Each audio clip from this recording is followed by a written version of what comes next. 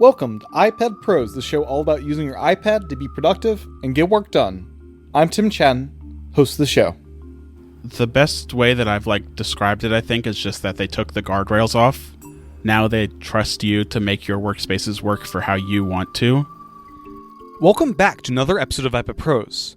This is going to be a fun one as we dive into the fact that for many people, the changes to Stage Manager in iPadOS 17 gets it over that hump of usability as a main work computer for more and more people, including our guest today, Chance Miller, the editor-in-chief at 9to5Mac. We cover a ton of ground in this episode, including the apps that Chance uses to run 9to5Mac from an iPad, what it's like using an iPad Pro with a Pro Display XDR. We also touch on some iPad Papercuts that still make life a bit tricky for some, and share some general thoughts on the betas.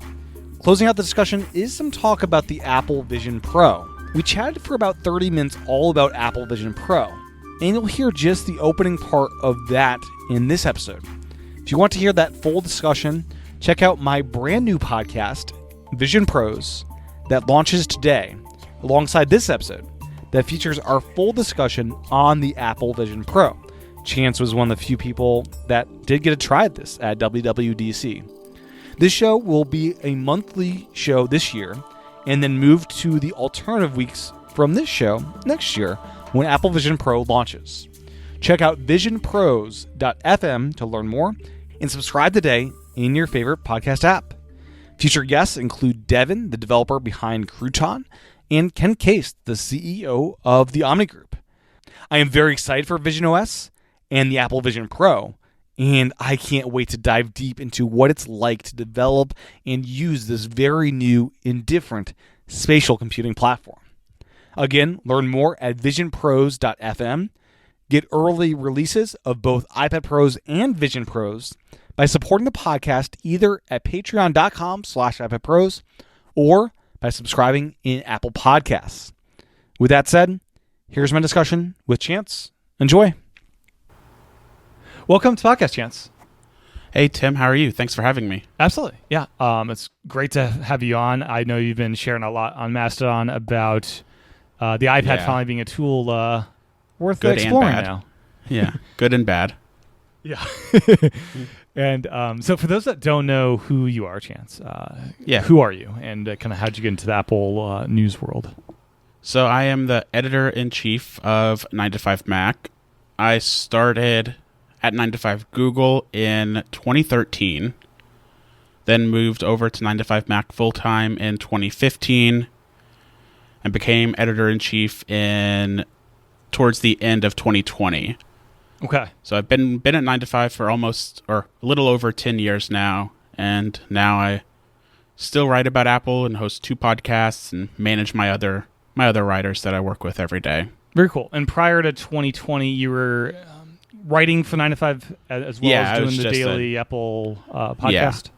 Yeah, so I was just writing. I was just an editor. And then in 2020 is when I took over more of the leadership stuff.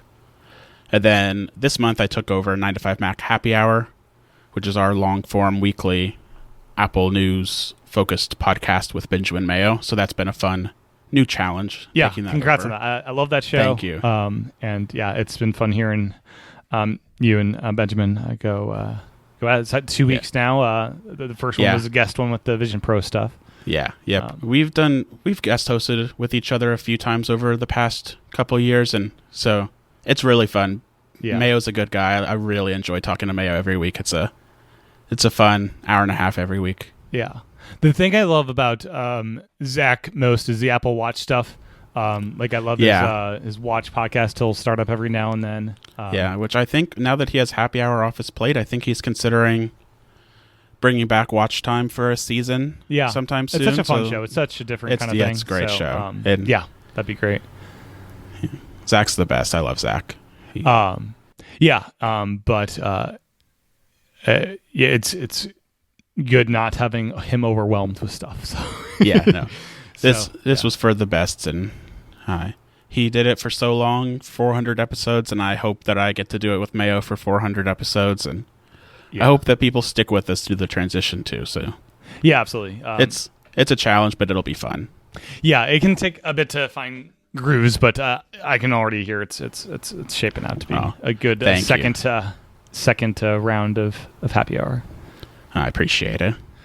So before we get too far into things, what's your current iPad setup? What are you rocking these days? So my primary iPad is the 12.9-inch M2 1 terabyte iPad Pro. Up until a couple weeks ago, it was the 2020 iPad Pro 12.9-inch, but I upgraded because the 2020 iPad can do Stage Manager, but it can't do Stage Manager on an external display. Yep. So with iPadOS 17 and all of the pretty good Stage Manager changes there, I wanted to get the full experience, so I sprung for the big boy with the 16 gigs of RAM, and really to test it to its full potential. Then it's usually docked in a Magic Keyboard with a trackpad and connected to my Pro Display XDR, which bought before the Studio Display. So you would have gotten the Studio Display, both were available. Yeah, absolutely. Would have bought 3 of the Studio Displays with the fancy stand. Right. Yeah. And using that the 6K, it's a nice experience. The iPad doesn't kind of stumble with that. No, it handles it great. I mean, I think we might touch on this a little bit later, but the RAM, the iPad has 16 gigabytes of RAM, but you wouldn't really know it. And no. Beyond even the Stage Manager limitations to 4 windows, iPadOS RAM management in general, I don't think is very good. Yeah. At least in my experience, you bounce back and forth and things have gotten killed in the background that you wouldn't think need to be killed. But it keeps up great with the 6K display. It works perfectly. It powers it, it drives it, and it's a really great experience. I was surprised. That's awesome. Yeah. I'm using a 27-inch 5K, and it does a great job with that. Yeah. So. It's impressive. I mean, to go from what they had in iPadOS 15 with external displays to last year with iPadOS 16 and now even better this year, you got to give them credit for making such a drastic improvement so quickly. Yeah. Well, relatively quickly. Relatively quickly. iPadOS 17. They didn't really start working until 9, so let's... No.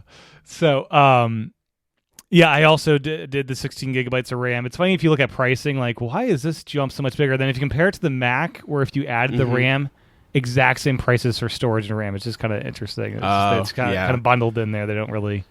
Because Apple doesn't like talking about RAM on... They don't. On iPads and iPhones. No. Yeah, it was surprising when they actually mentioned that you do get more. Yeah. And apps like LumaFusion take advantage of it, and I think the Affinity apps maybe, but it's very rare which apps actually do that for. And then when you're hooked up to the external, you're using the external keyboard and trackpad, although you could probably just type on the Magic Keyboard if you want to. That's on the iPad. I could, but since the XDR is so big, I want to focus straight ahead on that. That makes sense. So I use Apple's Magic Keyboard and Magic Trackpad separately. And right now that solution is just to repair them to the iPad or to the Mac every time I switch back and forth, which one of the biggest pain points of the process right now. But it would be a lot better too if you could use an external mouse like the Logitech MX Master with the iPad. But based on everything I've read and everyone I've talked to, that's just not a great experience, regardless of like how many times you tweak the settings, how many changes you make. It's just not a good experience. So and that's a little sad. Yeah, and all the scrolling and all the touch stuff on the trackpad just feels nice on iPadOS. I know you can go to in like accessibility, add all the little custom buttons. I tried all of that. Yeah, it's probably not great. I posted about it on Mastodon, and Chris Lowley replied, and he was like, "Yeah, no, just give up and use the trackpad." And I was like, "Okay, if Chris says that, then I'm guessing Chris has tried everything in the book." Yeah, that evolution's fun. Like I had the Citrix X1 mouse back in the day because that would work with selective ENC apps on iPad. Then we got the accessibility support, so I was playing around with that. Then we finally got the real Magic Trackpad integration and Magic Keyboard. I mean, it works great. Yeah. It works great. You can't complain. No, and it's something that years ago we thought this would never be a thing. alongside the displays, as we're now happily using. Yeah. So, what was your first iPad, and kind of what's your evolution been using it for, fun versus work? Mm-hmm. My first iPad, so it was 2010. It was the very first one. Got it on launch day. And right off the bat, it was clear that I was just going to use it for Netflix and watching YouTube and playing some very basic games. And the iPad over the years has always been... I've always had an iPad. I've always used an iPad. But what's ebbed and flowed is like how I use it and what I try to use it for. So my first like real attempt to use it for more than just entertainment would have been Split View, which I think was iOS 9. Yep. And it was good, but there were still so many little paper cuts compared to Mac. And it's like, this was a fun experiment. Maybe I'll keep Netflix open and keep Slack open a few times. Yeah. But beyond that, it's like, it's not going to work for my workflow. Then I dabbled with using an iPad for more than just entertainment again in college with a Brydge. I can't remember what it was called, but it was one of the Brydge external keyboards with which they had great build quality, like felt like a MacBook made out of aluminum. Yeah.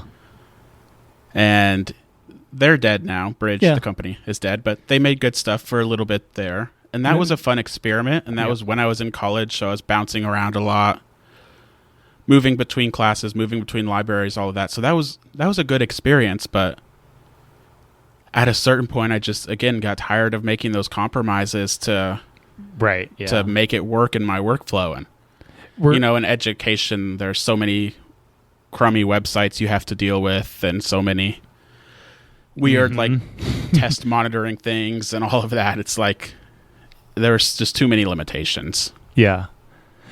When I was at college, the iPad came out the spring before I graduated, so I used it for like a couple months or whatever. Yeah. It was a fun little period. That was so you would have been docking it on the weird keyboard. The keyboard dock, 30-pin. Actually, I had two. I ended up with two iPads. I had the 3G that I got a month later after the Wi-Fi because it was impatient. So I had to use the multitasking with two iPads. Yeah. I'd have a reference screen and then I'd be typing on the other iPad.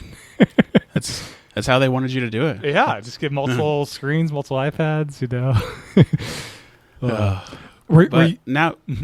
Were you guys the ones that discovered that Brydge was going out of business? Yeah, that was me. That was a fun, depressing story to write. We had gotten a few emails from customers who had placed pre-orders for one of their Hinge Dock, Pro Dock, Thunderbolt accessories in January, and had heard absolutely nothing about that order, even though they'd given them like $200, $300 for it. So I did some digging and talked to like over a dozen former Brydge employees and kind of tied everything together and was like, this company's dead. It's funny because leadership was bad. Yeah, before that, I thought I had heard they were acquired from like Belkin or somebody, and that might have fell through, I guess.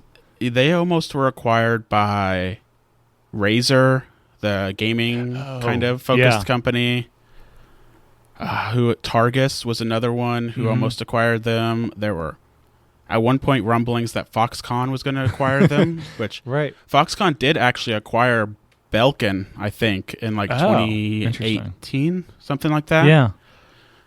But all of those fell through, and now Brydge is dead. Yeah. And really the fault of the Magic Keyboard from Apple being so good. They just couldn't compete. It's hard to like. Why would you get the other one?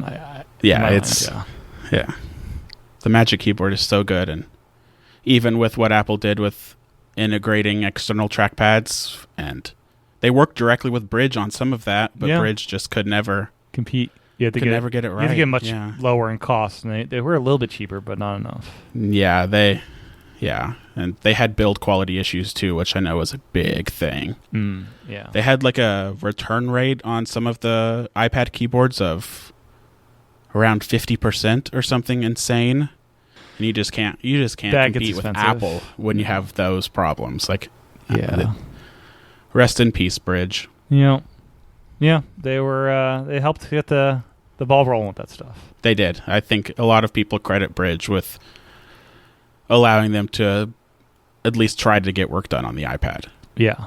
Well, my funniest uses of the old iPad keyboard dock from Apple was I'd throw an iPod Touch in there because it was thin enough to support it, and you just have this little thing on your lap that was super lightweight because you didn't have a heavy iPad on top of it, and that was just like a fun little typewriter back in the day.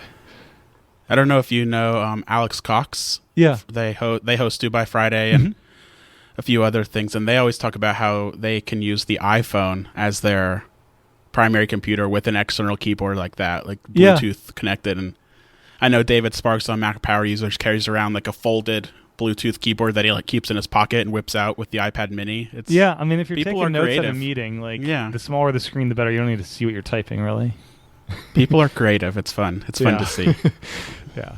So, so you had the original iPad, which I still believe that original iPad had the best battery life, and it's always been slightly worse since then as they've gone thinner. Yeah. Because I remember a car trip, it was like lasting like 15 to 20 hours with just video playback, and you just don't get that anymore. My biggest complaint about iPad battery life, too, is standby battery life is just terrible. Yeah. If you leave it in your bag for like a weekend and you don't use it, it's going to be dead or close to dead. Yeah, I think they used to tout 30 days of standby life, and that's not the case anymore. No. Yeah. Not barely 30 hours, it feels like. Yeah. So you got a Mac Studio as well. Do you have a Mac laptop these days? The 15-inch MacBook Air. Okay. Oh, you did get that. So the new one. Yeah. It's the Mac I've been waiting for years. I think the first time I wrote about wanting a big screen MacBook Air was in like 2017 or something. So I've been patiently waiting. So when they announced it was instant buy. Yeah. That's such a curious product that they didn't throw more battery in there. Instead they, focused on speakers, and like, it makes sense. The Air's got great battery life. And the price of it is what's just incredible, really. $12.99. $12.99. It's like, why wouldn't you get that unless you want a smaller It makes device? the iPad a really hard sell. I mean, it makes the iPad a tough sell. I think we'll talk a little bit later about some ways the iPad's different, but when the MacBook Air is so good at that price, it makes the iPad and any other Mac hard to justify. Does. Yeah. I mean, it's only $100 more than the same spec 13-inch. Yeah. I just want them to make a little tiny, like 12 or 11-inch one now. That's my... Yeah, like there was the 11-inch MacBook Air and the 12-inch MacBook, so... Yeah. Yeah, and it's precedent. funny. Yeah, people forgot there was a 14-inch iBook. That was kind of like the closest to this, I would think, as far as consumer-level, bigger screened. And it's the Apple Silicon era. They can be more flexible than ever, so... Yeah. Hopefully there's some fun stuff coming. Yeah, they can be creative, it's always fun when their chips allow them to do fun things like that. So, what about iPad do you love the most? Like, you have the MacBook Air. What about iPad just, like, is different enough to make it worthwhile? So the thing about iPad that I love so much is the versatility of it, and using it with a keyboard or trackpad, or using it purely with touch, or even with the Apple Pencil. I mean, Federico Viticci likes to call it like the modular computer, and that's exactly right. Like, that's the best way to put it. All of the different ways that you can integrate the iPad into your workflow, whether you're using it as your primary computer or using it as an ancillary, like accessory, it can do all of it. Anything you throw at it, it can handle. And packing as much power as what's in the iPad now, with that versatility, with some of the great apps and the incredible screen on the 12.9-inch, the Mac can't rival packing all of that into one package. Yeah. Yeah, and a screen is it's amazing. Like, it's where I watch movies. Right? I don't have control of our TV purchasing decisions in our house, so it's like, iPad's my best screen right now. The iPad's probably a lot of people's best screen. I mean, even the non-mini LED version. The iPad's always... Apple does screens very well, and it shows with the iPad. Yeah. And as far as your job at 9to5Mac as editor-in-chief, what are the kind of apps and tasks you're occupied with? You're probably writing and communicating with your team. And how's the iPad fit into all that? So the primary job is, even as editor-in-chief, it's still writing. It's still finding news, writing news. and then assigning news and stories to other people. So news gathering, I like to do via RSS with Reader, which is just a fantastic app I've been using for as long as I can remember. And with Reader, so you have these different lists, and then when you find a story that you want to write about, do you send that through like the share sheet into Obsidian, or do you bookmark it somehow, or what's the organization? Usually it goes straight from Reader into Slack. So I'll either take the link and put it in Slack and say, I'm writing this one, or say, somebody else write this, like, here's a story. Yeah. Because Slack is kind of our like main hub, central point for all of our communication. And we're a really small team, so we get away pretty easily with just using Slack. We don't use any big project management tools or anything like that. But Slack on the iPad is not great. It's basically a scaled up version of the iPhone, and it responds to different sizes of window classes and stuff, but it doesn't have that flexibility of the Mac version. And not that the Mac version's great, but the Mac version is at least customizable. Yeah. Whereas the iPad version is kind of, you get what you get depending on what size you make the window, and that's your only option. Yeah. So on the Mac, you can customize like multi-column view, or what's the? Multiple columns, multiple filtering options for what's in the sidebar that you can't do on iPad, and also notifications on the Mac version of Slack are so much more reliable than on the iPad, especially in like a fast-paced Slack room like our Slack. Like on the iPad, you can enable notifications for every message, but it can't keep up. That's kind of shocking because like iOS and iPadOS seem to be like notification first, and the Mac seems like we had Growl back in the day. It seems like the Mac doesn't seem like a platform designed for that. I mean, I don't think at all it's Apple or iPadOS's fault. It's just Slack. Yeah. Builds for the desktop. Yeah. And everything else, and maybe the iPhone, but everything else is an afterthought that they think we're lucky that they give us anything. Right. It's fine. Whatever. Yeah. But. Yeah, and I'd be curious, the website version of Slack on iPad, how that is. And notifications would probably be a mess there, but I thought about that. And Slack, it's just hard when Slack is such a key part of your day and you're in a fast-paced news environment, and if you miss a Slack notification, it could be bad. Like, you need Slack notifications to be 100% reliable, and we'll get there, hopefully. I mean, they just need to get with the iPadOS times a bit. During big like keynote day or during that, do you have a separate channel or whatever thread in Slack all about the fast-paced nature of keeping up with that? So our Slack is divided because we have 9to5Mac, the 9to5Google, and Electric, 9to5Toys, Drone DJ, and Space Explored. Okay. And Connect the Watts. So we have all of those sites, and they all have their own Slack rooms. But the full-time 9to5Mac writing editorial staff is 4 people. Four or 5 people. Yeah. So we're so small that when it comes to something like an event day, what we'll do is just make a Google Doc, and I'll go through and assign. Like going into WWDC, we knew what was coming. Yeah. Like big picture, we knew. Yeah, the OSs, and you had Vision Pro. Yeah. Yeah. Some possible Mac announcements. So I just go in and assign that to everybody, put the Google Doc link in Slack and say, here's what we're doing. Like, let me know if you don't want to write what I've assigned you, or if you want something else, like we can trade. Just here's the big picture. And like I said, we're so small, we get away with some things that a bigger team would not be able to get away with. Yeah. But we're so small, and we all work so well together that it works. It's very relaxed, and it works. Yeah. And then you guys are using WordPress for the site. Yes.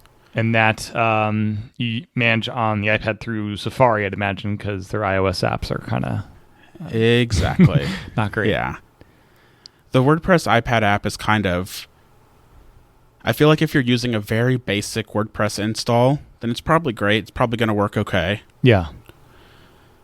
But if you're using something more complicated, like what we use, or what I imagine a lot of even modestly big sites use, it just doesn't have the options and all of the little checkboxes that you need and different images you need to set and ad settings you might need to change. So doing it with Safari is just so much better. And the WordPress website on Safari is pretty good. Like, I don't really have any problems with it. It works just as well on iPad as it does on Mac in my experience. So yeah, they've been slowly improving Safari and iPad. Like, they had that year where it's like desktop class Safari. desktop It's class, like, yeah. it's much closer. It's not quite there, but it's so much better than it used to be.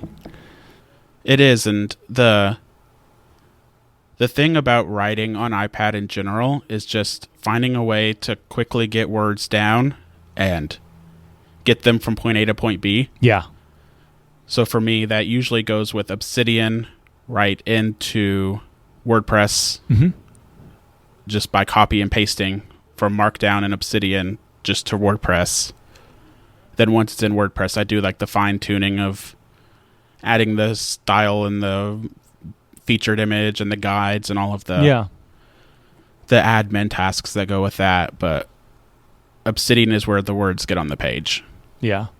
And is Shortcuts at all involved with like getting images prepared for your sizing and all that, or anything like that? So this is a tricky question because are Shortcuts involved right now? No. Yeah. But have I tried, and do I want to get Shortcuts involved? Absolutely. Yeah. I have been looking through like the Mac Stories Shortcuts gallery and everything Federico has built and everything like Matthew Casanelli has built. And there's so many options, and I want to try to integrate them, but workflows are just hard to change. Like when you've been doing something, even something as basic as like writing and doing images, like you've been doing it for 10 years.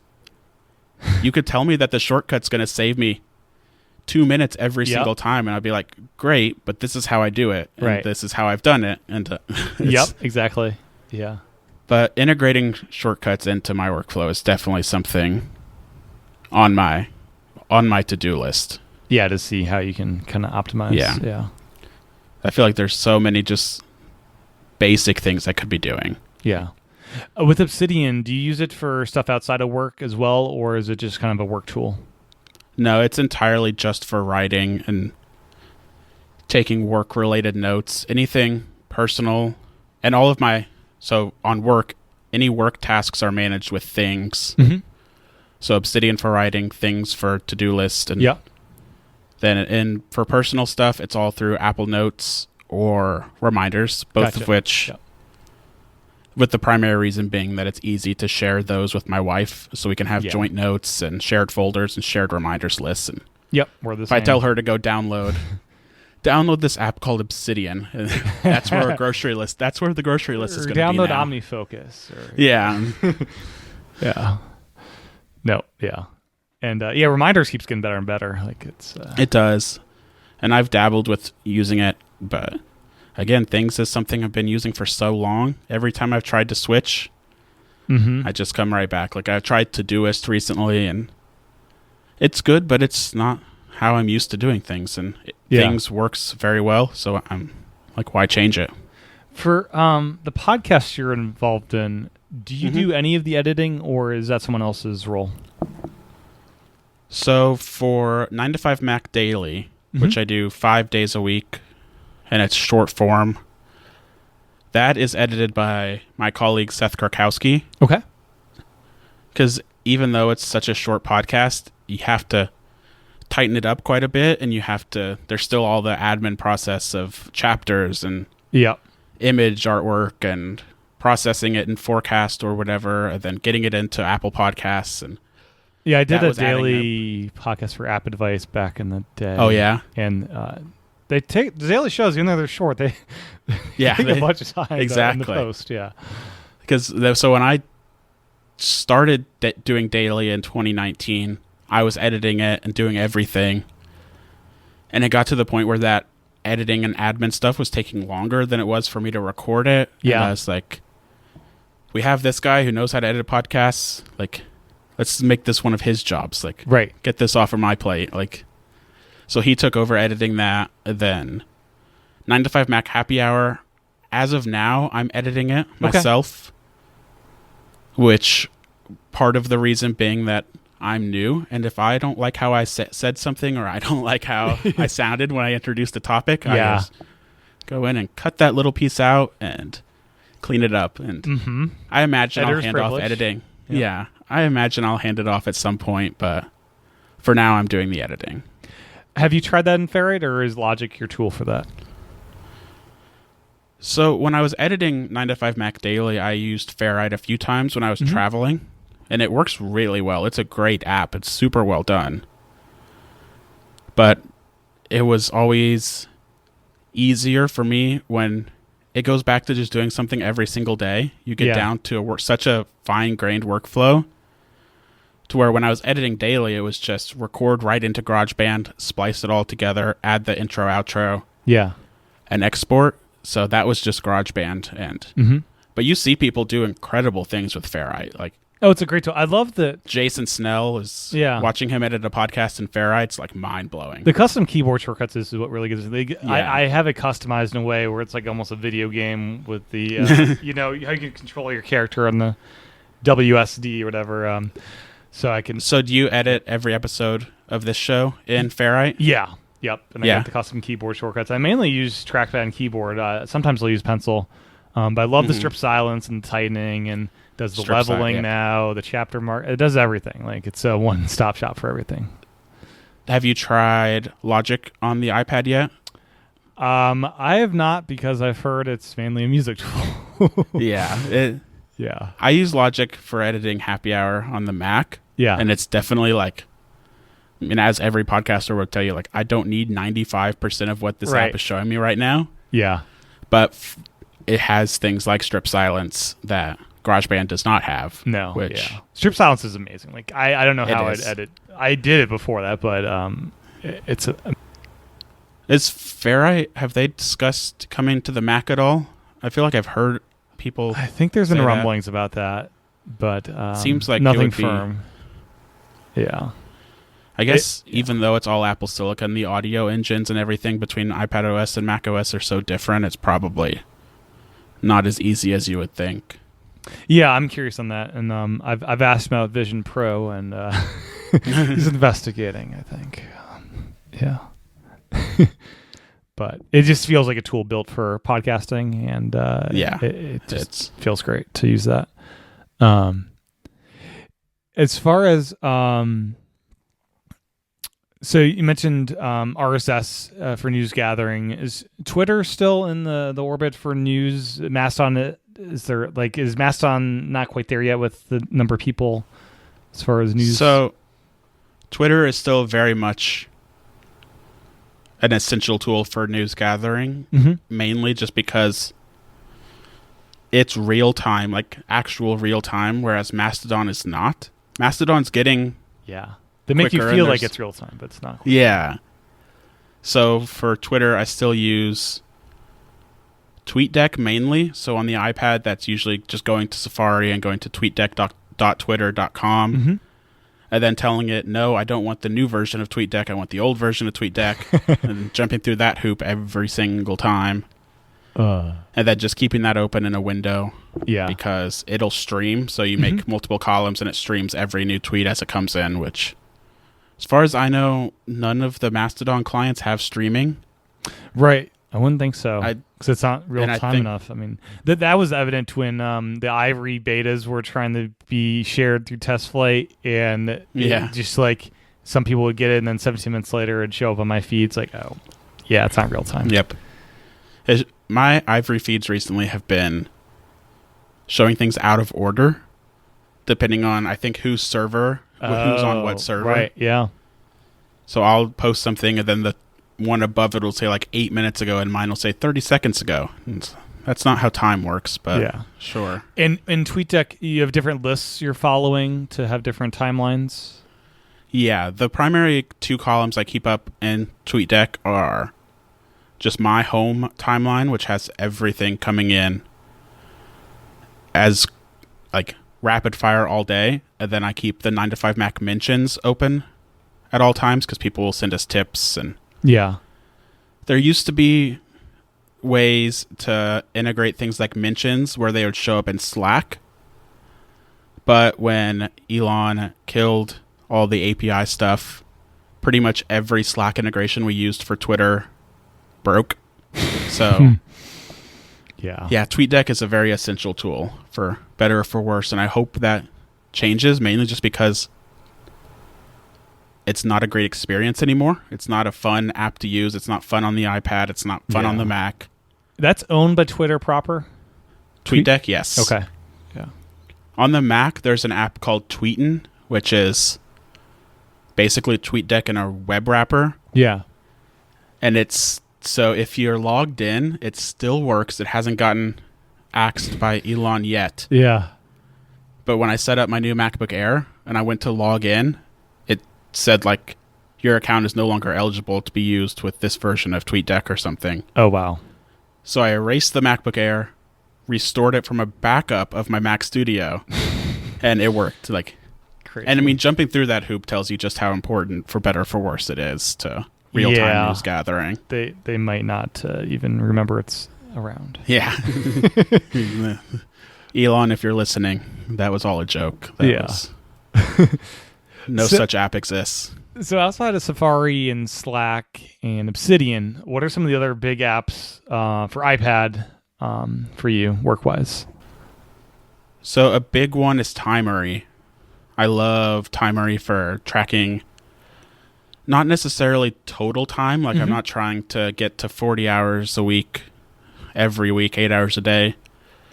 It's more just for tracking, like, comparisons. So on any given day, seeing how much time I spent writing versus podcasting versus admin work versus sponsor work, sponsor sales. Yeah. And then I also like to look at like stop and start times each day and compare them. So I can see like if it gets to like 2 p.m. and I'm already trying to come to an end, I'll be like, okay, well I look and Timery says my first task was at 6 a.m. this morning. Like that's why I'm ready to call it. Yeah. And Timery, I mean, Joe, the guy who makes Timery, he is just an incredible developer. The app on the iPad is so good. The widgets are so modular and customizable. It's incredible. Watching what he's done and what he's already showing that he's able to do in iPadOS 17. Yeah. The interactive stuff is amazing. I'm looking forward to the day where I can just have a home screen full of interactive widgets and don't even have to open apps. Yeah. The dashboard experience. Where everything is interactive right from one page. One thing I was thinking about recently, now that widgets are on the Mac desktop and iPad widgets are interactive, when I have my iPad connected to an external display, why not let me pin certain widgets to the desktop of Stage Manager on that external display? Yeah. It's a funny thing. We don't really, we don't have a desktop on the external display. It's just kind of like it's dead space. Like, I don't know. It was a thought. And the interactive widgets make you think about a lot of different possibilities, but it's very curious because there's no clamshell mode. And like you kind of need the iPad screen for some stuff unless you want to use search or the app library. Which Notification Center, which this amazed me when I first connected my iPad to an external screen with iPadOS 17. Yeah. Notification Center is still only accessible via the iPad screen. Is that right? I believe so. If it's connected to an external display, you cannot see Notification Center. No, you have to look at the external. Yeah, and it's in that like lock screen kind of mode where you're swiping down and it feels like you're locking your iPad almost. They have further improvements to make for sure. It's come a long way though. It has. And then I'd imagine for podcast recording, that's all done on the Mac still because you're not crazy and using like an external recorder like I do. Yeah, I mean, for 9to5Mac Daily, it's really, like I've said a few times already, it's just that efficiency and getting that audio file to my editor as soon as possible and as quickly as possible every day. So, and then for happy hour, my biggest I don't want to ask Mayo to make changes to his workflow to accommodate me trying weird things. Yeah. That comes later once you're 100 episodes in. Yeah. I just don't want to go to Mayo and say, so we use Zoom right now, but first let's switch to FaceTime, but then also you're going to have to record both sides of the conversation all of the time. And I'm going to record into an external recorder, and if the call drops, I hope you have everything saved. Like, there's too many risks, and because the way we record now, there's so many. Well, he's been doing it for so long, and there's so many redundancies to where Zoom is recording on both of our ends. We're both recording into Audio Hijack. Like, we can't. Yeah, because I don't think iPad Zoom lets you record each side of the audio. It might. I'm not sure. I don't think it can record your local. I think it can record the call, but it can't save your local track or something like that. But so much better. Yeah. Yeah. One of these years we'll finally get proper audio routing on iPad OS. Yeah, maybe. In 10 years from now, right? But now you're recording via your iPad right now, right? Yeah. The iPad's basically the conduit. I use a Thunderbolt dock, which gets the audio out of the iPad, so your audio goes into one track, and then I use a good microphone that's plugged directly into the Zoom. Okay. So the iPad does no recording; it's just kind of like a conduit for your audio, and The Thunderbolt dock idea is interesting, I think, in general, and something that I think I'm gonna try out connected to my iPad Pro, probably like right when we get off this call. Yeah. Just here, because it seems like that's such a great way, especially when you're switching between an iPad and a Mac, to have everything connected to a central source. Totally, because it's one cable. It's one cable going either to the iPad or to the Mac.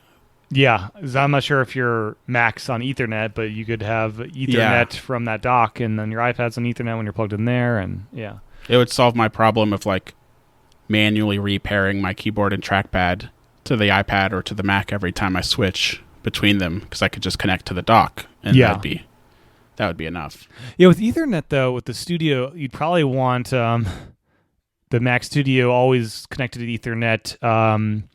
If you use it as a server at all, I'm not sure if you remote into it on your iPad or too much of that. No. You don't. Okay.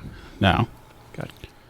We haven't gotten into this yet, but so I work out of like a co-working space. Okay. Yeah. So everything here is like stays here, well, except the iPad. But the Mac Studio stays here, and it's just for here. And I have a Synology at home that I use for all of the server side stuff, Plex, backups, that kind of stuff. Synology amazes me. I've got one I got last year, and the ability to remote into it anywhere in the world with their like custom, connection protocol is just like, oh, this is amazing. It's just it works so much better than you think it would. Like, I got mine probably about a year ago, and I got it all set up, and it was the setup process is like anything. It's a little bit finicky depending on what you're trying to do and what settings you want to get perfect.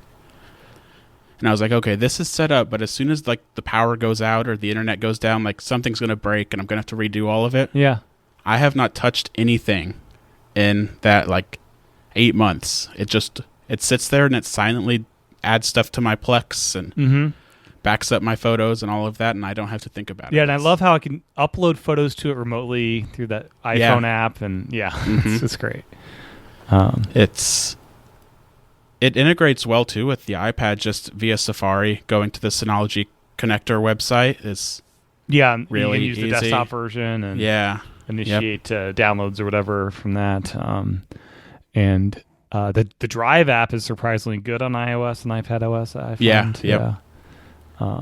Synologies are cool. Yeah, they're fun. Especially as an iPad person, it's nice having a little server that can. That's true. Yeah. That was. It makes me really want to get solid states in there because sometimes I don't know what that thing's doing. It's like idling and the drives are just like clicking. It's like. It's loud. It's very loud. I realize why a lot of people like keep it in their basement or something. Like yes. And it's weird. It's loud sometimes, and other times it's like it's completely silent. Yeah. It's like I'm not asking you to do anything right now. I'm not sure what's the the funny thing is when you use it for Plex and you share that Plex with other people. Oh, randomly it'll. So like I'll be sitting in the in the office at my house, which has the Synology in it. I won't be watching or using the Synology, but I'll hear it kick up to do something, and like Zach Hall, my coworker, he has access to my Plex, and be like, oh, Zach's watching something. I wonder what Zach's watching. Yeah, I got booted out of our family room to a less occupied room. Yeah. SSDs just need to get cheaper. They do. Someday. Yeah. And the hard drives are just so cheap these days. It's amazing. Yeah.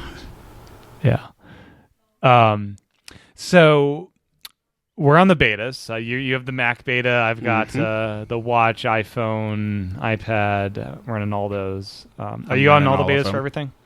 All of them. Yep. I haven't put Sonoma on my Mac Studio yet.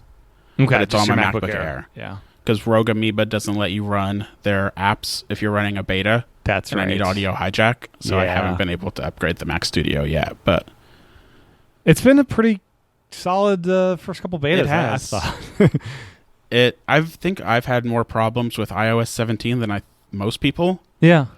I'm not entirely sure why, but I feel like a lot of people are saying, "Oh, this is the most stable beta in years." And then there's like me and a few other people off. Like, I mean, it's fine, but it's very, very buggy. Like, it keeps telling me that I have no storage available, even though I have like 35 gigabytes, and it tries to offload my apps.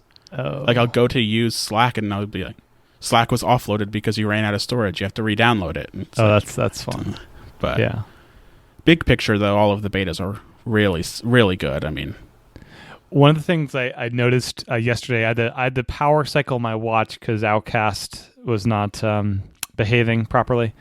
I noticed there's now on the watch, if you hold the crown button down, when it's totally powered down, it'll give you the time now. Yeah, it has an always-on time. Like, is that new in 10? Mm-hmm. That is okay. Yep. Yeah, yeah. I want to say it might have been on the Ultra before, but now it's on every watch. And it's nicer than like when your battery's dead and the little red thing. It's like the full digital time. It's like, oh, that's nice. No, it's really good. And and then as far as iPad OS 17, what have been the big improvements there? We talked about interactive widgets. So, I mean, I think the biggest one that everybody who you ask will say is being able to place Stage Manager windows wherever you want to. And overlap them, move them around freely. It's not trying to intelligently tell you where you should put one thing or another.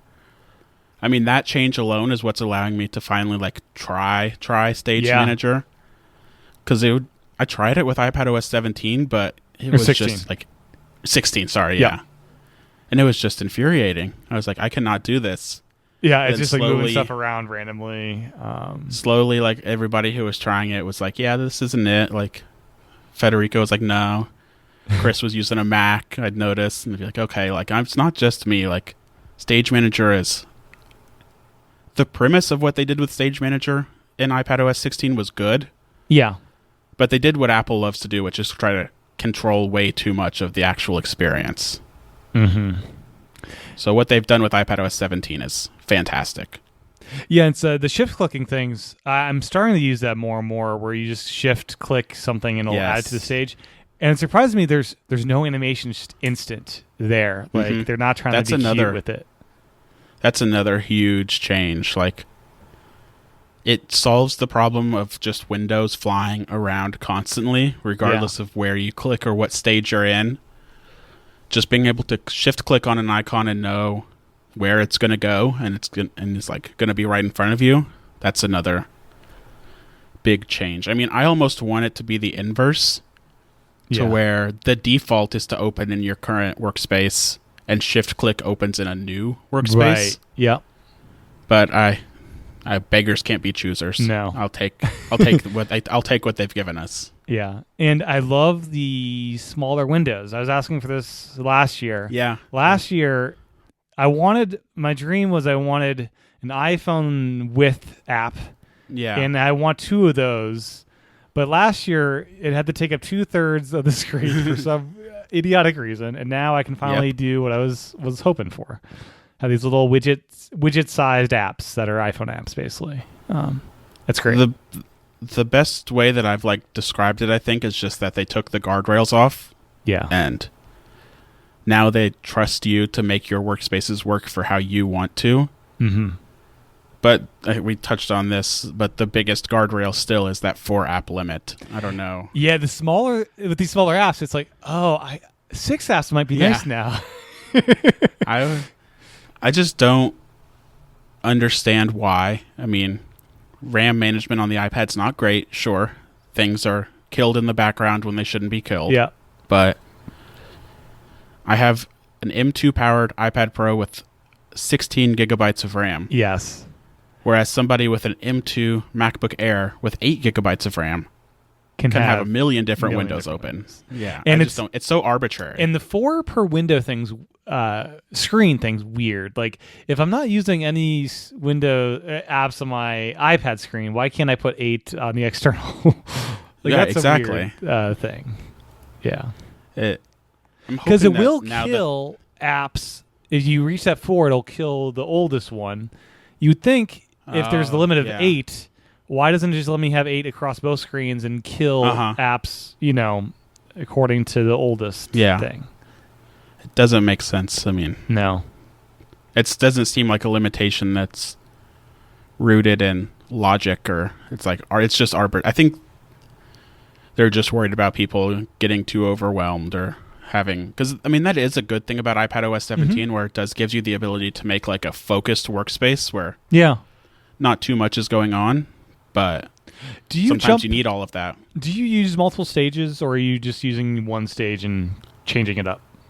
No, I use multiple. So usually what I'll have is like a writing or like main stage, which is going to be Obsidian, a Safari window, and Twitter open in some form, whether it's in the Twitter app or a separate Safari window with TweetDeck. Yeah.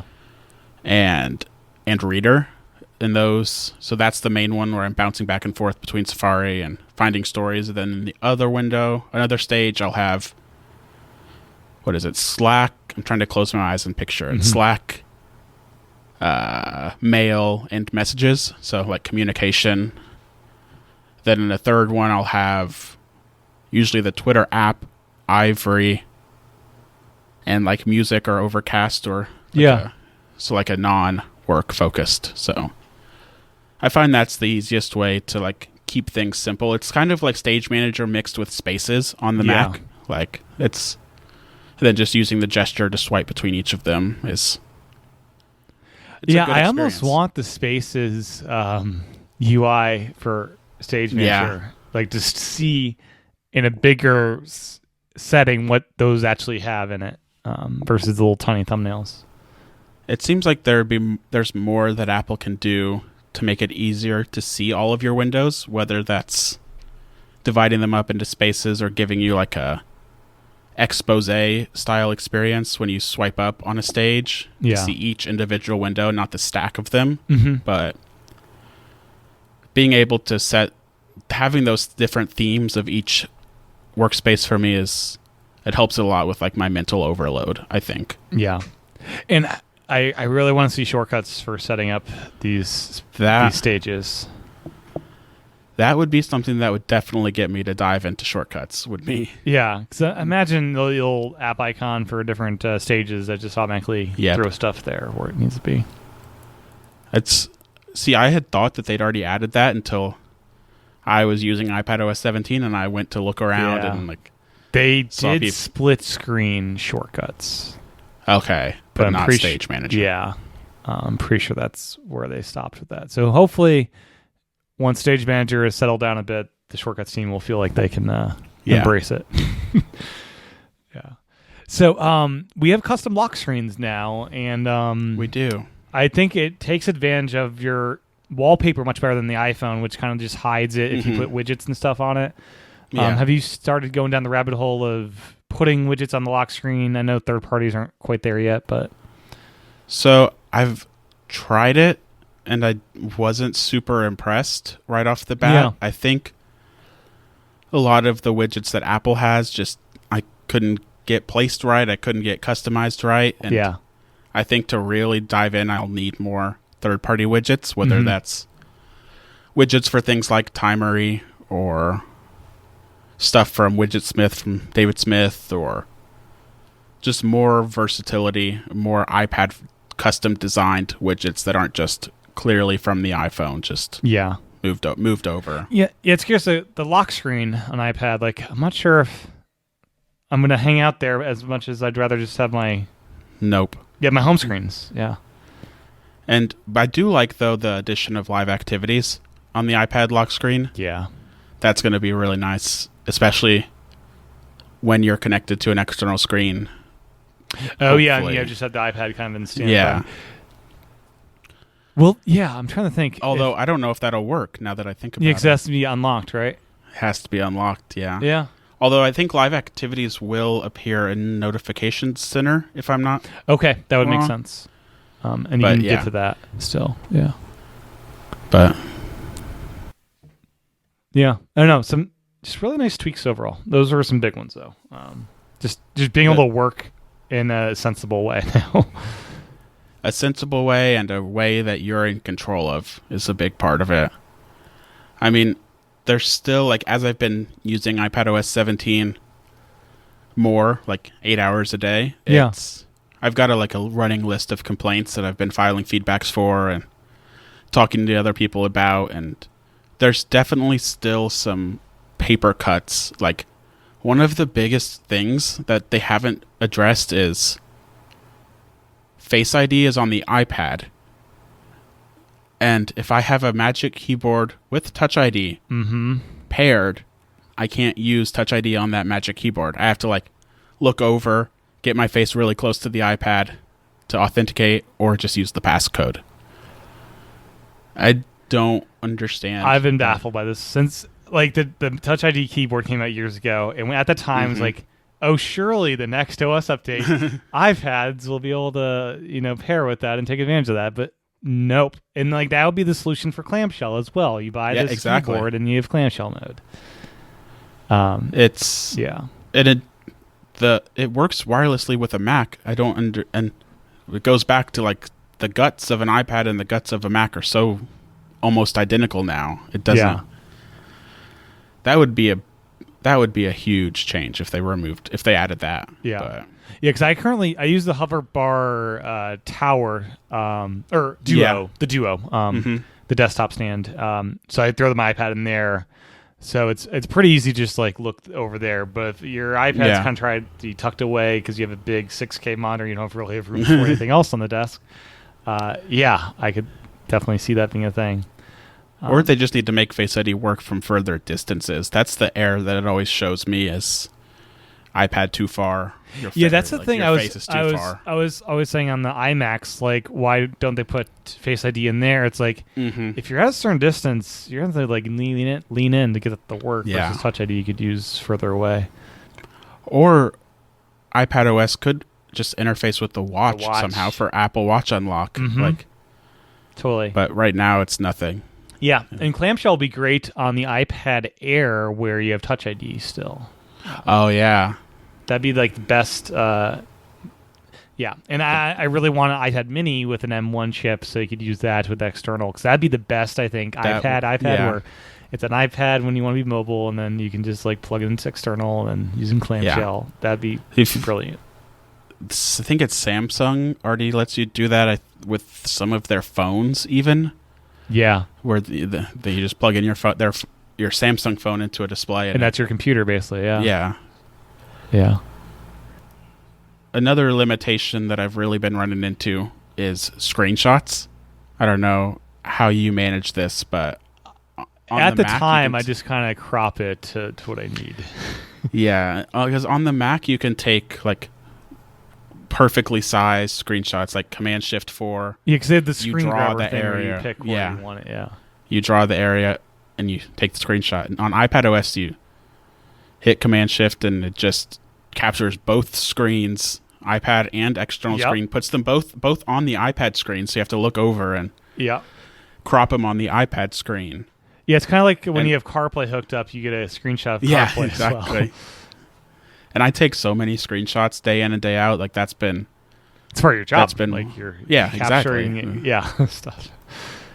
So a more robust screenshotting tool would be fantastic. Other limitations that I've noticed, I mean, this is kind of a niche one, I think, but the cursor speed settings just don't feel customizable enough. Okay. Are you at the fastest, or what do you? I'm what do you like one to be below the fastest, I think. Because on the external screen, that doesn't feel fast enough. And on the iPad, but on it's the way too it's fast. Yes. So, and then I go to the Mac and look at my trackpad speed there, and it's like, I don't know, 3/4 of the way up or something. Like, the ceilings don't align between Mac and iPad, and then also iPad screen and external screen. Yeah, it'd be nice if there were settings per screen size almost. Could even be a shortcut action for that. It could. Yeah. I think the closest you'll get now, I have a shortcut that just opens up the display preferences for the settings app. There'd probably be one you could get for opening up the trackpad settings, where you could customize that faster at least. That's a good idea. Yeah. I'll have to try that. What other Papercuts are you hitting on iPad OS that's like, oh, I'd rather do this on the Mac because of this Papercut? I miss Text Expander very, very much. So you have the built-in thing, and then there is a text expander, but apps need to support it. And the built-in thing is fine for basic stuff.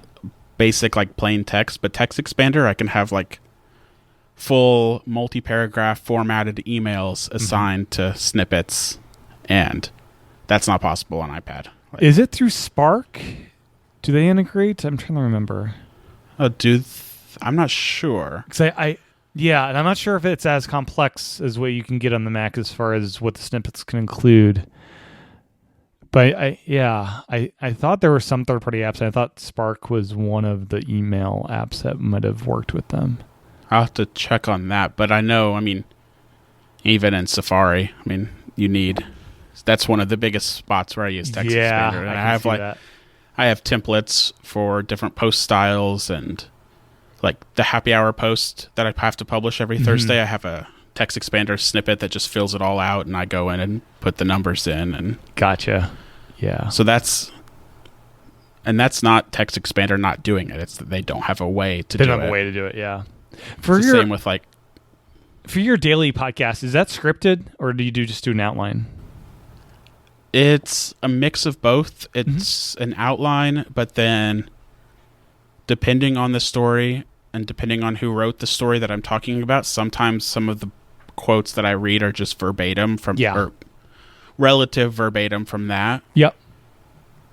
But it's not purely scripted like it was when I first started, because that felt too rigid. That ended up feeling too rigid, and so it's part scripted, part ad-libbed, part outlined. I just go with it every day. Yeah. I mean, I've done over like 1,000 of them by now. So I just kind of, some days I just like wing it and sit down and say, here's the stories. And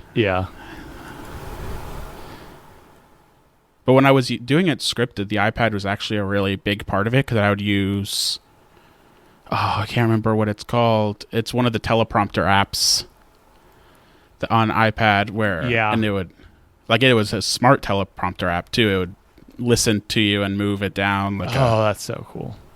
I can't remember what it's called.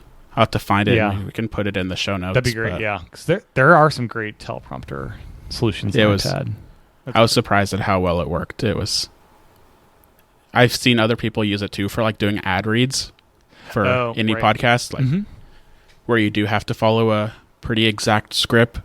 So, just another versatility example of the iPad. Yeah, you can even put the iPad in one of those like mirrored solutions where it's like, one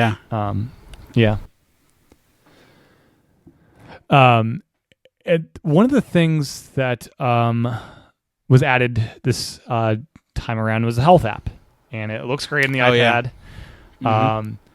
The one thing is just very obvious to me is I want home screen widgets for the health app.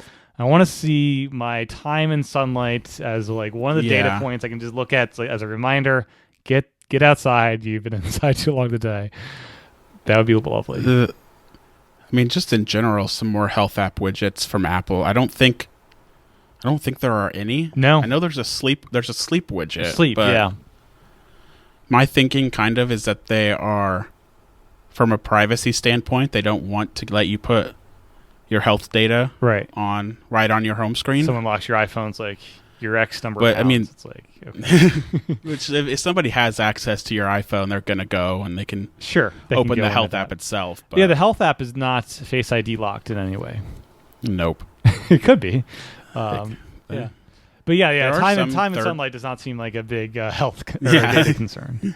Yeah. Maybe just be more embarrassing if somebody saw it some days and be like, time and sunlight, 2 minutes. Right. Like, wow, this guy doesn't even go outside. But there are a few good third-party apps that have decent like health and activity-focused widgets. I mean, I know CardioBot is one, has a lot of the heart health data that you can add to your home screen with widgets. Fitness View is another one, and that's from the company Fun Media. Yeah. They also make like Waterminder and Calorie and a couple other apps, and they have great home screen widgets for all of their apps and all of that data. Theoretically, when 17 hits, third-party developers will be able to request access to Time and Sunlight, or I forget. It seems like they get every category of data, but I'm not sure if that's accurate. They can get anything. That's like the little picker where you have to choose from the health side which so hopefully category they'll add you that want to share. Hopefully they'll add that as a data point that they can share with. Yeah. But yeah, the health app overall on iPad is great. It's one of those things where it's weird that it took this long, but they did it well and it works, and it lines up with some of the rumors that they're planning some more.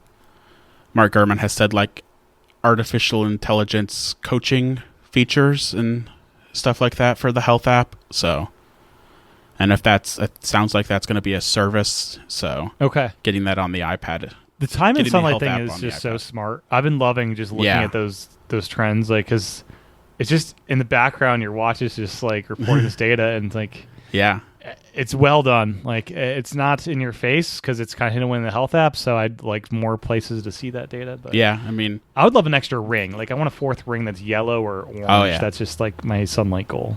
Like, or sleep. I want a sleep ring. Yeah, like that would be like auto sleep. I know is they've kind of adopted the ring style system for tracking sleep in that app. But yeah, more. I've been preaching for more Apple Watch ring, either options or additional rings or something for years. Like, it doesn't need to be the same 3 things every single day. Like, no. You don't need 30 minutes of exercise every single day. Like, you need rest days, and you don't need to fill your move ring every single day. You need And it'd be interesting, like with sleep, there's a schedule you can set up. What about a fitness schedule where some days that fitness ring is like 10 minutes and other days it's an hour?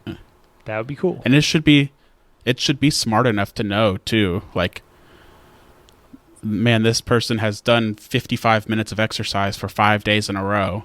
Today, let's tell them to take it easy. Like, maybe replace the exercise ring with a mindfulness ring or something. And that's what some of the other Apple Watch competitors are doing too. Like Aura Ring is a big one.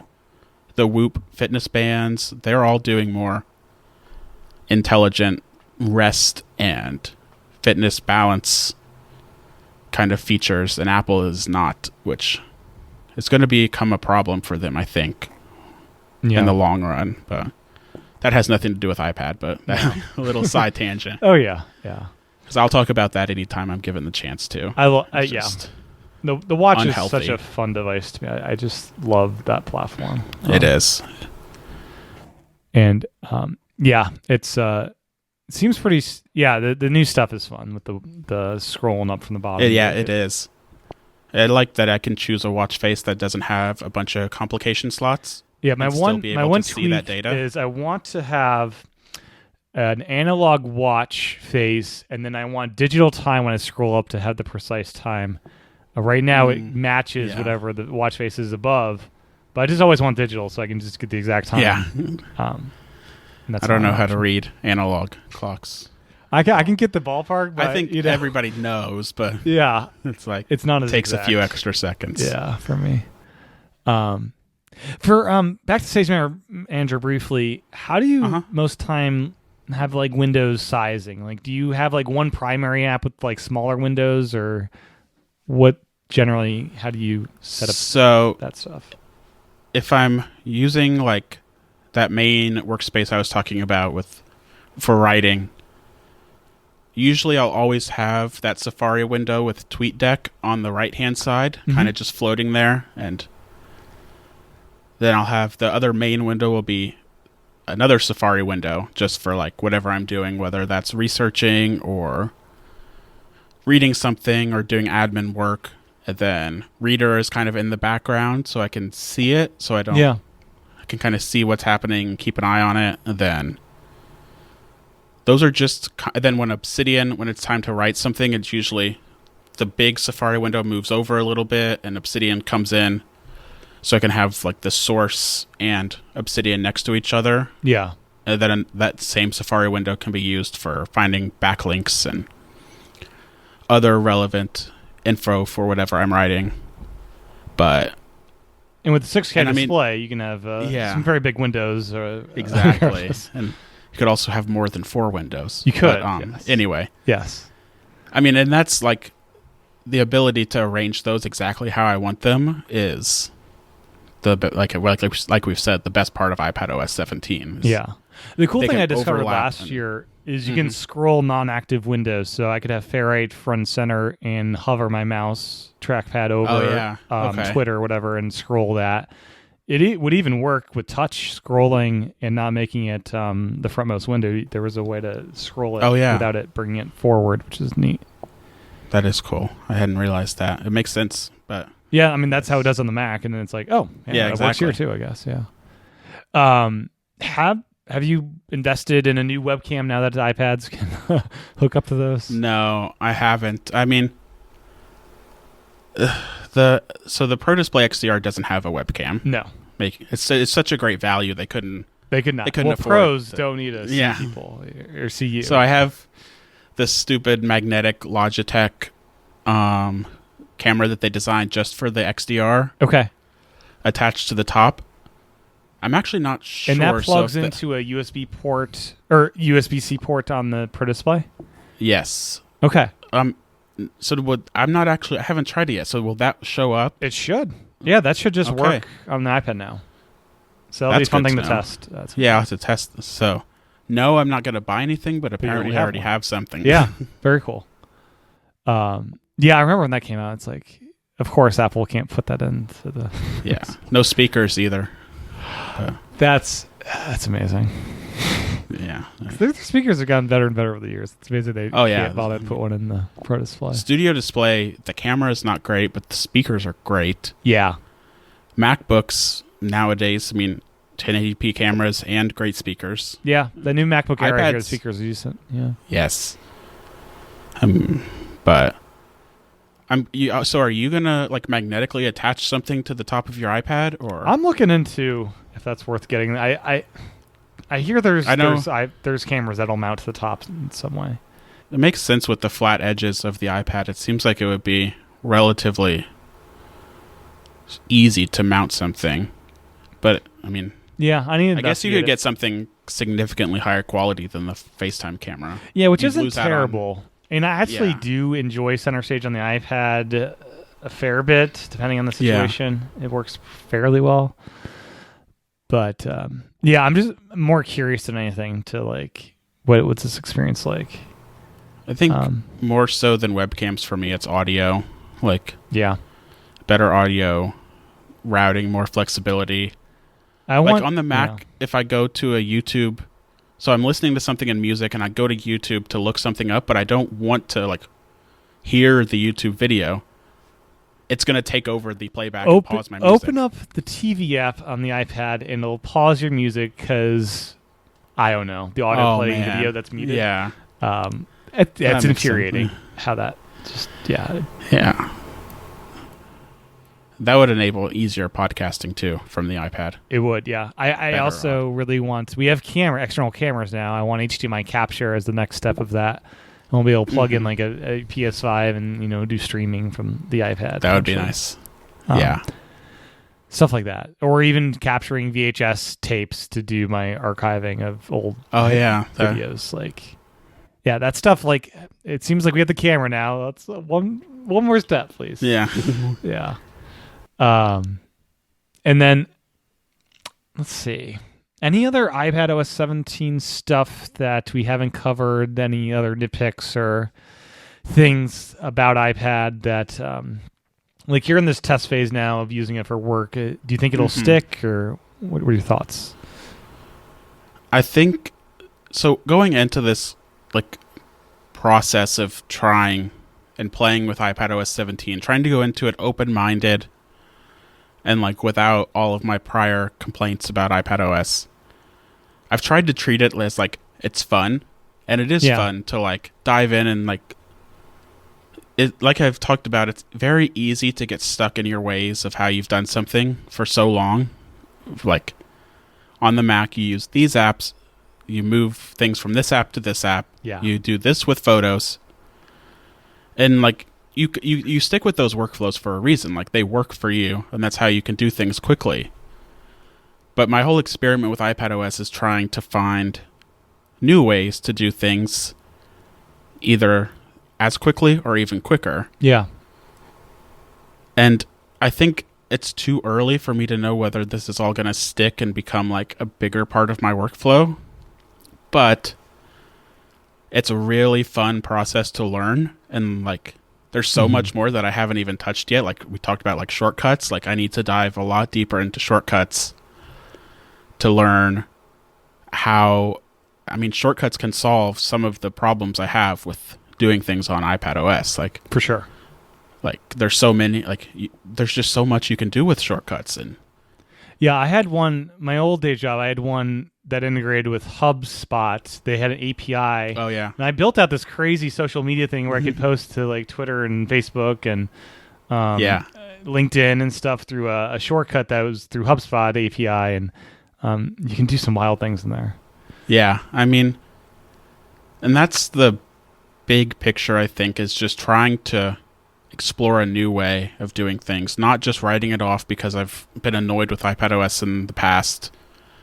Going into it with an open mind and realizing that, like, when I use my iPad, it doesn't have to offer everything that Mac OS offers, but it should give me the ability to do everything that I do on the Mac just in a different way, like a way that matches with the iPad as a hardware device and iPad OS as a software platform. Like, for all of its faults, iPad OS is fantastic in so many ways, and there's so many great apps that we don't have on the Mac, and then there's so many different apps that we have on the Mac that we don't have on iPad, but that you can, the iPad gives you the versatility to use the web to use them, or to find other apps that can fill that same void, but with iPad OS optimization. It's like, I think going into it this time, I realized I don't want the Mac OS experience on an iPad. I want the iPad OS experience just with that power and flexibility of the Mac. Yeah. I don't want an iPad that runs Mac OS. I want an iPad that runs... Yeah. I want an iPad that runs iPad OS, like, that's flexible. Like we said with Stage Manager, like, remove the guardrails and let me do what I want to do. And they're getting there, and I'm enjoying the process. I mean, it's fun. It's very, very fun to, like, challenge myself to find new ways of doing things. Yeah. It'd be nice if they add one final size class to iPad OS, and that's like the tiny mini, like on iTunes on the Mac, you can make it really, really tiny. It turns into this like little player, a little play pause button. I'd love that for iPad. Some like just super tiny size class they invent. Well, they'd have to remove that 4-window limit definitely if they did that. You know? Yes. One of your windows is a play pause button. Yeah. Anything else on iPad before we move on to? I have to ask you about Apple Vision Pro briefly. Yeah, let's do it. I think I've said my piece about iPad. Okay. I think. So one other thing I do actually want to say too is, like, it has been super fun, like, learning from other people about this, and like, I am not an expert on iPad OS, so reading things that people and reading and listening to things like that people like yourself have come up with, and Federico and Chris and all of those people, and taking the feedback and like asking questions. Yeah. And being like, I have not done this before. Is like, am I missing something, or is this how you have to do it? And right. I think going into it with that open mind and taking all that feedback it's been very, very fun. Yeah, it's using iPad for work, and like it is fun for me. Like it's like, so my last Mac I bought was in 2011, that 11-inch MacBook Air, and and at some point, like I got, a fancy iPad. It's like, let me just get expensive iPads and not buy two computers and see if I can make this work. And you just, over the years, you kind of learn different tricks and things. It's a fun process for me, at least. Yeah. It's a fun process, and there's a fun community. And then, like, we're going to segue right into Vision Pro. I mean, it's a new platform to learn how to do your work on. Yeah, and that was the biggest thing for me when I saw that keynote. It's like, oh, this is a new computer platform. This isn't just like a gaming headset like my PlayStation. This is like... And that's... Oh, this is different. Why Apple did not say the word headset anywhere. No. In the press release or during the keynote. It's a spatial computer. Yeah, because before this... I love VR gaming. Like, I have a PSVR 2. Yeah. I had the PSVR 1. I spent a lot of time in VR for gaming. And I was actually not keen on Apple getting into the space because they don't know anything about gaming. And then I saw their approach is like, oh, this is actually augmented reality more so. I'm actually excited by what they're doing, which I wasn't expecting going into the keynote, even being a VR guy.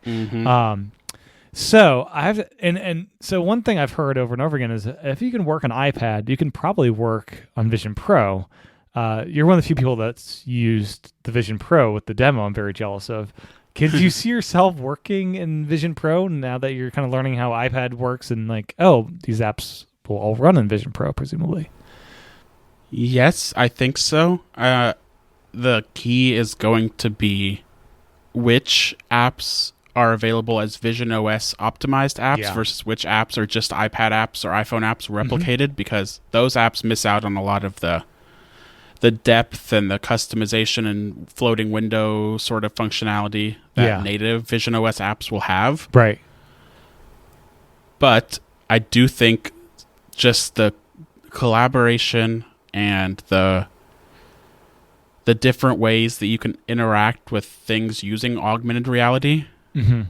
So one of the things they showed off during the keynote was like the heart in front of you, like it was a med student learning about the heart, and they had the heart in front of them. And when you combine all of that together, I mean, it's an entirely new way of computing.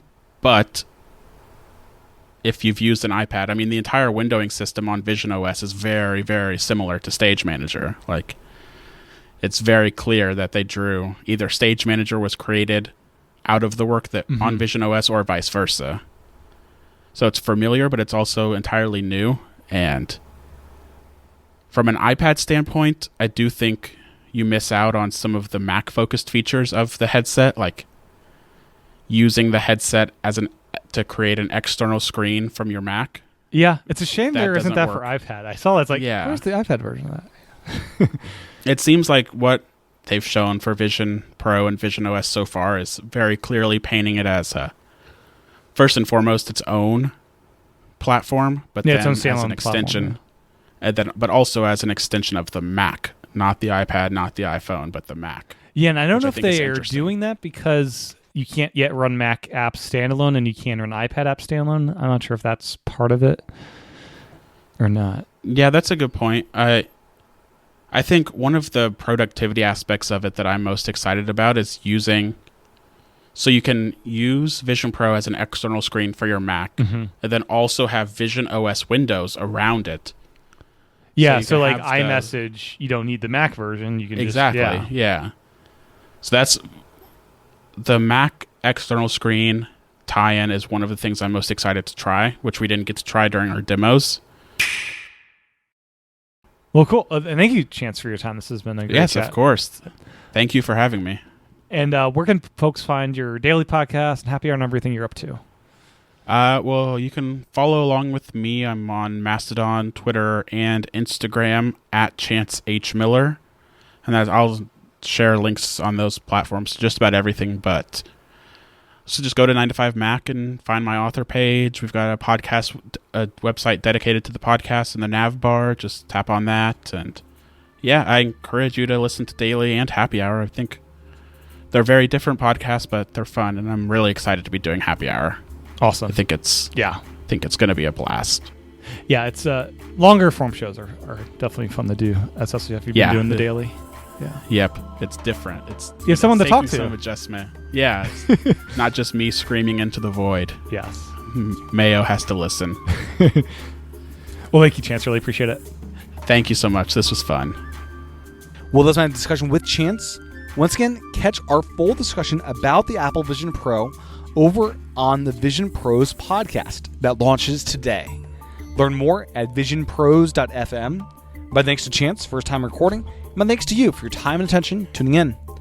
Support this podcast over patreon.com/iPadPros or by subscribing in Apple Podcasts. My thanks to everyone that supports the show. Even $1 a month goes a long way with helping with the production of this show. With that said, I'll talk to everyone again real soon.